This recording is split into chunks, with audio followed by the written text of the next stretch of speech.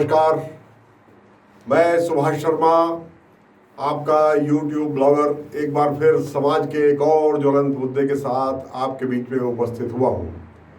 आज हम बात करेंगे किन्नर नेता रजनी रावत के जन सहयोग और जन भावनाओं की। वो किन्नर समाज जिस समाज के बच्चे के घर में पैदा होने के बाद हम उसे अपने घर में रखना भी पसंद नहीं करते, उसी समाज में अगर पूरा किन्नर समुदाय अपने गुरु मैडम रजनी रावत के नेतृत्व में समाज की सेवा करे तो फिर उनके लिए सलाम तो बनता ही है ना। सलाम रजनी रावत जी। आइए, सबसे पहले मैं रजनी रावत जी का वो जज्बा आपको दिखाना चाहता हूँ। 21 लाख रुपए इन्होंने कोविड से लड़ने के लिए, कोविड मैनेजमेंट के लिए उत्तराखंड की सरकार को इन्होंने सहयोग राशि के रूप में दिया। ये देखिए, देहरादून में कितने ही लोग ऐसे हैं जो 21 लाख क्या 51 लाख और 1 करोड़ रुपया भी दे सकते हैं, मगर उसके लिए कलेजा चाहिए और उसके लिए जज्बा चाहिए समाज सेवा का। कभी कभी हम उंगली तो उठा देते हैं लोगों पर, मगर हमें सेवा भाव भी देखना चाहिए। इसलिए आज मुझे लगा कि हमारे समाज का वो तबका जिसको हमने हमेशा उपेक्षित करके ही अपनी तसल्ली की है। हमको लगता है कि अगर किन्नर हमारे बीच में, हमारे घर में, परिवार में रहेगा तो हमारी व्यवस्थाएं खराब होंगी। मगर देखिए, आज वो लोग जिनको 2 वक्त का खाना नसीब नहीं हो रहा क्योंकि काम बंद है, लगभग आज 1.25 साल से काम बंद है लोगों के।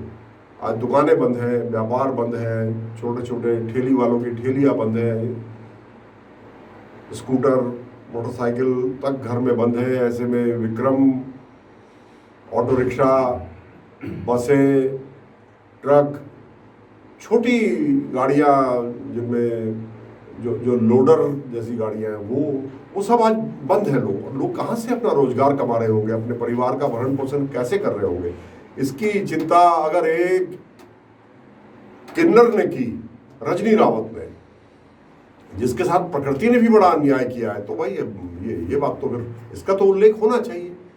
जरा देखिए तो ये कैसे लाइन लगती है रोज रजनी रावत जी के चुक्कू मोहल्ला वाले घर पर, इनके वहां के निवास पर। पैकेट के पैकेट अनाज के, राशन के हर रोज इनके यहाँ बनते हैं। इसमें आटा, दाल, चावल, तेल, सब्जी, आलू, प्याज, ये सब कुछ इसके अंदर होता है। और न जाने कितने घरों के चूल्हे आज रजनी रावत जी और उनके सहयोगियों के भरोसे आज चल रहे हैं।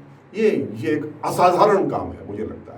इसकी चर्चा होनी चाहिए, इसकी प्रशंसा होनी चाहिए और समाज में इनके प्रति हमारा नजरिया भी बदलना चाहिए। आइए, कुछ और मैं आपको फोटोग्राफ्स दिखाता हूँ। देखिए किस तरह एक के बाद एक लोगों को लाइन लगा करके यहाँ पर मदद दी जा रही है।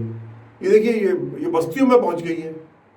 कभी हर्रा वाला, कभी भानिया वाला, जहाँ से भी इनको कॉल आती है वहाँ ये जाती है स्वयं भी, और अनाज ढेरों पैकेट, सैकड़ों पैकेट रोज के, कई हजार पैकेट से इस तरह से भोजन के बांट चुकी है। इसके अलावा आर्थिक मदद शादियों में, गरीबों में वो अलग से करती है। मैं स्पष्ट कर दूं, मैं किसी का प्रमोशन नहीं कर रहा, ना मुझे किसी के भविष्य में अगर वो कहीं से चुनाव लड़ेंगी, क्योंकि वो लड़ती रही हैं, न मैं उनका प्रमोशन आज कर रहा हूँ। लेकिन अगर जन सेवा कोई कर रहा है तो उसको तो नज़रअंदाज नहीं किया जा सकता। हालांकि बार बार उनको चुनाव में पराजय का मुंह देखना पड़ा, लेकिन वो हताश नहीं हुई, निराश नहीं हुई। उसी समाज से, जिस समाज ने उनको बार इस चुनाव में हार की तरफ धकेला, वो आज उसी की सेवा किस तरह से कर रही है, ये देखने लायक है। ये चीज़ प्रशंसा करने योग्य है। और भी बहुत सारे लोग हैं जो कर रहे हैं, मैं सबके लिए बारी बारी से बोलूँगा। ऐसे लोग भी हैं जो सरकार से बढ़कर के ज़्यादा काम कर रहे हैं, तो यहां मैं अंत में इतना कहना चाहता हूं कि जहां फेल हो गए सरकार के टेंडर, वहां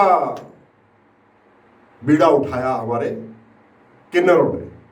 क्योंकि फील्ड में निकलना तो एक मेरी मजबूरी हो गई, क्योंकि जनता का इतना फोन आ रहे, इतना लिस्ट आ रहे जगह जगह से बन के, क्या नाम है, हर जगह वो लोग जा रहे, उनको कहीं से सहारा नहीं मिल रहा, उनको कहीं से सहारा नहीं मिल रहा।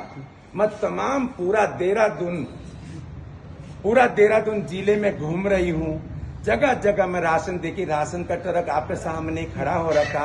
अब मैं ये क्षेत्र में जा रही हूँ, क्षेत्र में जाकर लेके जा रही राशन, हर चीज। मतलब मैं ये चाहती हूँ जनता दुखी ना हो, क्योंकि जनता इस टाइम में बहुत दुखी हो गया। क्यों हो गया? एक तो उनका कारोबार छूट गया, एक उनका दिहाड़ी मजदूरी छूट गई, एक उनका काम छूट गया, तो जनता ऐसा हो गया कि बिल आ गया है। इतना महंगाई में कहां से इंसान, वो कहते हैं हमें कहीं राशन ही नहीं मिल रहा, हमारे क्षेत्र में कोई नहीं आ रहा, मैडम जी हम क्या करें। तो इसीलिए मुझे हर जगह मुझे जाना पड़ रहा है, हर जगह मैं जा रही हूँ। माँ बहनें इतना रोती है मैडम जी, हमारे बच्चों के लिए खाने के लिए कुछ नहीं है, पर मेरा आत्मा नहीं मानता। मैंने तो यही कह रहा, क्यों मेरा आत्मा क्यों नहीं मानता? क्यों मानेगा जब हम रोटी खा के आराम से सोएंगे, जनता भूखे रहेगा। लगातार ये कोरोना बढ़ रहा है, आप सरकार की जो काम कर रही है इसकी संतुष्ट है? सरकारें जो नहीं, मैं बिल्कुल भी नहीं हूँ।